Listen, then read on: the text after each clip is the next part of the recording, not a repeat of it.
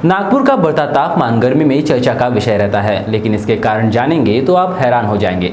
शहर में concrete building, उसमें लगे कांच इमारतों की शोभा जरूर बढ़ाते हैं, लेकिन उससे रिफ्लेक्ट होने वाले सूर्य किरण वातावरण में मिलने से तापमान में लगातार वृद्धि हो रही है, जो आने वाले संकट का आगाज है। नागपुर में नीरी और आजू-बाजू के परिसर में तापमान शहर के बाकी हिस्सों से 103 डिग्री तक कम होता है।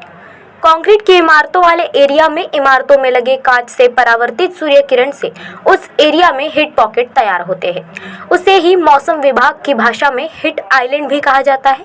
जमीन ये सूर्य किरण सोख लेते हैं, लेकिन कुछ वर्ष से शहर में सीमेंट रस्तों का काम चल रहा है। उससे रिफ्लेक्ट हुई ऊर्जा वातावरण गर्म कर देती है।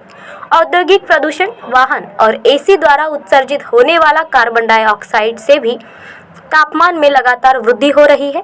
नागपुर में ऐसे हीट आइलैंड है, जिससे शहर का तापमान बढ़ता है। दिन ब दिन गर्मी बढ़ने का ये कारण बताया जा रहा है।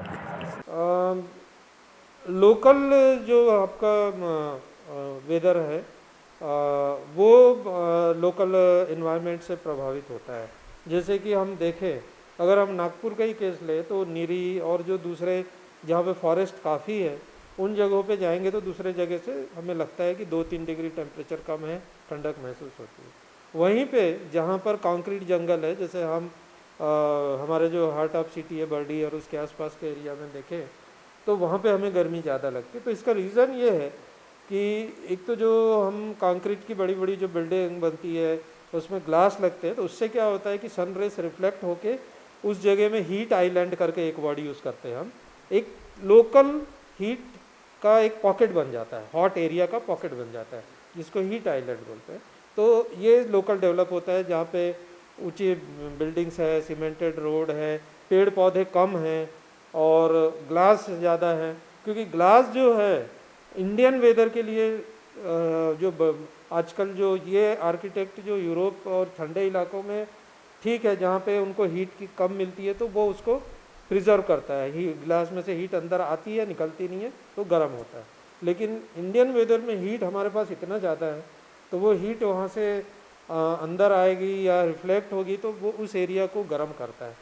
तो वो जो नेचुरल जो है जो हमारा जो ही मतलब जो टेम्परेचर है वो इनके कारण बढ़ जाता है। जहाँ तक पॉल्यूशन की बात करें तो जो व्हीकल्स जब ज़्यादा चलते हैं तो उनसे कार्बन डाइऑक्साइड इमिशन होता है, वो भी लोकली जो है ग्रीन हाउस गैसेस में है, जिसके कारण कि टेम्परेचर थोड़ा प्रभावित होता है। तो बहुत सारे फैक्टर हैं और इनसे बचने का सबसे बेस्ट तरीका यही है कि हम प्लांटेशन जितना अधिक हो सके घरों के आसपास करें, नेचुरल इन्वायरमेंट रहे, कंक्रीट का कम से कम इस्तेमाल हो, नेचुरल सॉइल हो, और नेचुरल सॉइल है और उसमें अगर घास वगैरह पेड़ पौधे हैं तो वो वातावरण को ठंडा करने में मदद करता है।